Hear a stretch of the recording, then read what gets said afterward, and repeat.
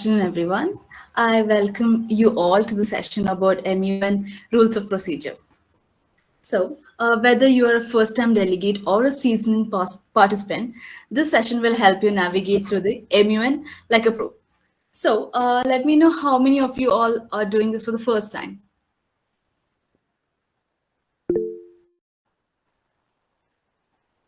Okay, that's okay. Model United Nation is a simulation where students represent different countries and debate international issues. So, the goal here is to think critically, communicate effectively, and collaborate on global issues.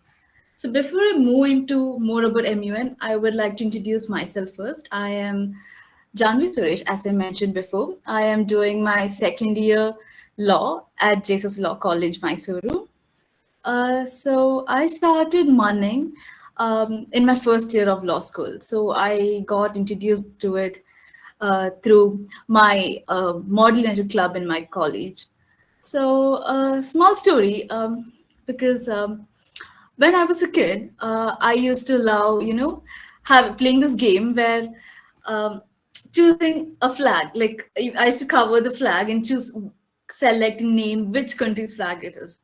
That's how I started loving international relationships and about MUNs, about UN, and all that. So let's begin about how what MUN is. So I want you to all fall in love with something that I'm so in love with. That is UN. That where you can model UN, where you can discuss, you can showcase your talent, make some of the greatest friends you would have. So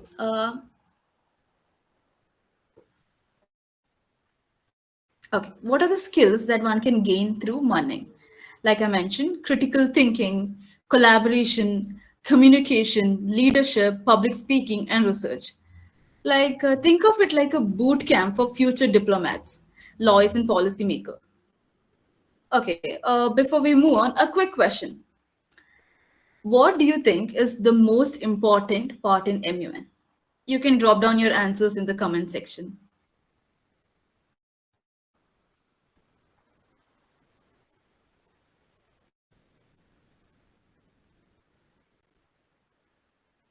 Yes, Gaurav. Delegates?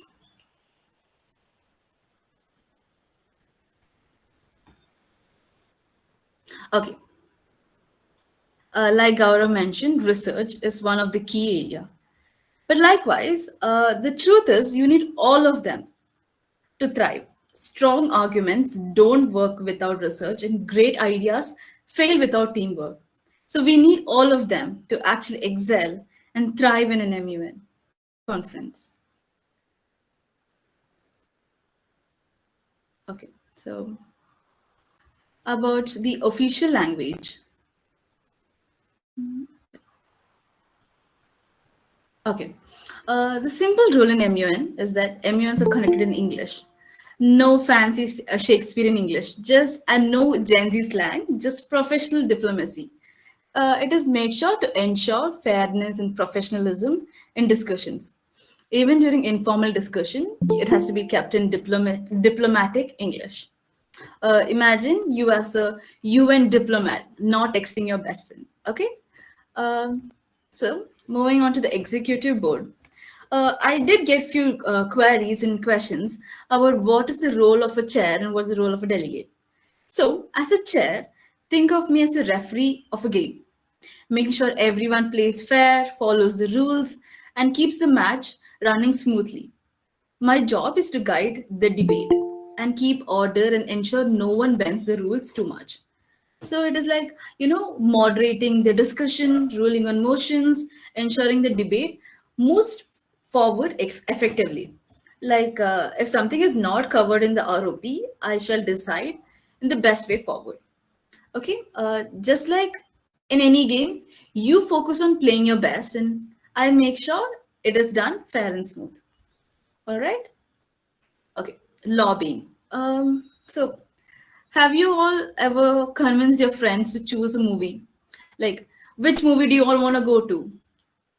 It can be really hard, right? Yeah, so that's lobbying. In an MUN, you persuade your fellow delegates to support your resolutions. So, in this, about resolutions, I shall be covering about that in detail in a few slides later.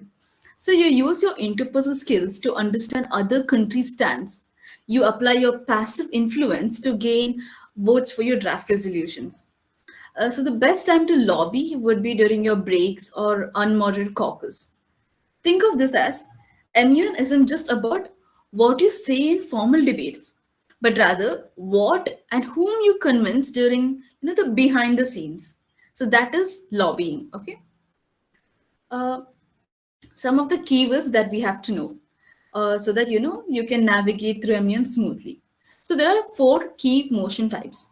One is the procedural, that is deals with the committee structure. It is in this case voting is mandatory because it covers the structural aspects of a committee. And coming to substantive, it relates to the topic. Only people who are present and voting delegates can participate. Also, there's this fourth type that is debatable. Here, it can be seconded or opposed. So, two speakers for and two speakers against. Mostly, we don't use this on normal webinar conferences, but I hope you all go for more MUNs in the future. So, I'm just giving you an overview about how it all works. All right. So, non-debatable is about straight to voting if it is accepted by the EB. Um, for example, I could give you that if we have to adjourn the meeting, then it would be debatable, non-debatable. Okay, because once the motion is raised, it is directly put for voting. So the first thing in any committee is the session commencement. That is, EB may pass it at its discretion or it can be opt for voting. Like a motion would be raised for session commencement and all the delegates would be voting upon it. And once it is passed, we go on to the roll call. Are all the delegates with me? I would just like a thumbs up in the chat box.